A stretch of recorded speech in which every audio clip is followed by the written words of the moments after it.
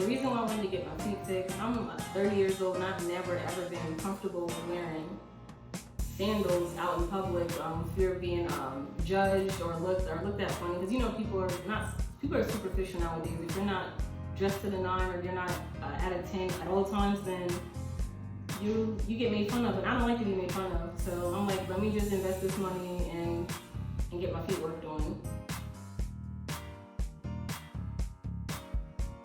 Was the surgery worth the investment? Definitely. I went to 6 different podiatrists until I decided to go with Dr. Ragland. Anytime you're doing anything reconstructive where you're taking away or adding to your body, and trusting the person that is in charge of doing that for you is a huge must for me. And the 5 that I went to prior to deciding on Dr. Ragland, I wasn't really comfortable with. The energy was off. And the prices, they weren't out of my budget, but I feel as though what I should have gotten, I wasn't really going to get. And when I'm telling you, from the first conversation I had with Dr. Ragland, I was like, oh yeah, I'm definitely going with her. Like, I love her energy. She's very quirky and positive. She reminds me of myself. I was literally awake the entire time during the surgery, just laughing and joking, and I had a really good time. Being awake during the surgery, it was different for me.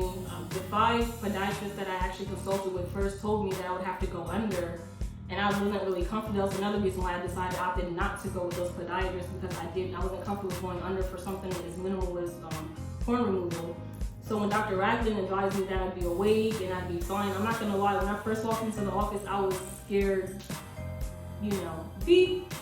So after Dr. Ragland assured me that I'd be fine, and her assistant, they were well versed and they were very experienced, and they put me at ease and I was extremely comfortable. Y'all, I even answered a call with my sister mid-surgery, just laughing and cracking jokes. And Dr. Ragland did tell me I have to chill out a little bit because I was causing her to laugh a little bit too much, but I didn't feel a thing.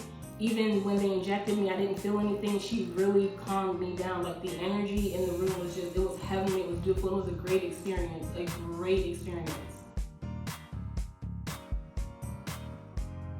Post-surgery, I'm not gonna lie, I like to get busy. So I like to go out, I like to have a good time. Dr. Ragland told me, hey, you can't wear heels for a couple of months. I'm not gonna lie, it's the middle of summer. She killed me with that. So I decided to spray my feet. This I highly do not recommend. I would spray my feet with lidocaine. I would wear my heels and go out and get compliments, but I'm telling you, the next day was a killer. It was a killer, definitely was. Don't recommend it, but definitely follow her instructions, and don't drop it like it's hot, like I was at the club getting busy, getting real busy at the club, but you will live to regret it the next day. It's worse than a hangover. If you follow Dr. Ragland's instructions, if you're literally verbatim, you'll be fine. I was in my boot for like a week or 2, and I was able to be out of my boot and into my combat boots, so I'm ready for duty. Just a little bit of swelling, and I bumped it. I'm clumsy too, so I bumped my feet a lot. But other than that, I was perfectly fine. I was comfortable. I had minimal to no pain. I don't think I used any of the pain medication at all. Like, at all. I think I may have popped the Tylenol once the entire time, and that was it. Oh, after this foot surgery, I would say I was like a 5 or a 6, but now you can't tell me anything. My friends compliment me.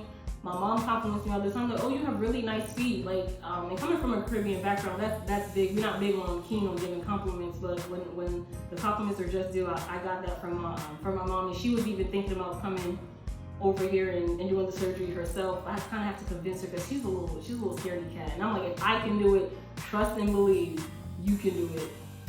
Trust and believe. If you met me like in real life, you're like, oh, I can't believe you actually went through with that. Like, if I can do it, anybody can do it. Like, this was the best decision I could have ever made. I do not regret it at all.